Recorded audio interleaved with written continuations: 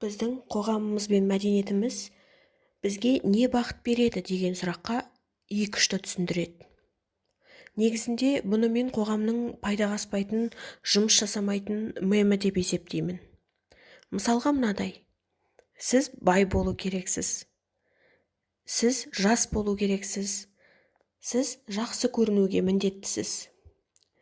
Сіздің өміріңіз мінсіз болу керек.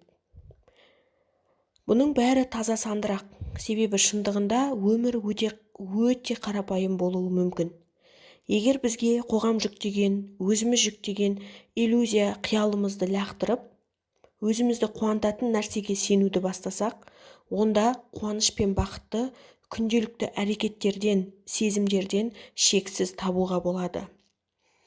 Балалардың ойнағанына қарау, жақсы кітап оқу, табиғатта серуендеу, досыңмен сырласу, тағы сол сияқты шексіз көп. Мұның бәрі бақыттың қайнар көзі. Бұл қуаныш пен таңғалудан рахаттану.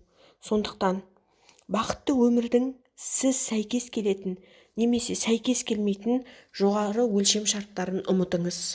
Жай ғана бүгінгі күнге назарыңызды салыңыз. Қалай бүгінгі күнді толыққанды сүруге болады? Қалай бүгін бақыт пен қуанышты сезінуге болады? Күнделікті қарапайым қуаныш сәттерді іздеңіз. Оларды байқай біліңіз. Сізге қуаныш сыйлайтын және сыйламайтын сәттерді белгілеңіз. Сіз сол қуанышты сәттерді білген кезде оларды өз өміріңізге көбірек қосыңыз.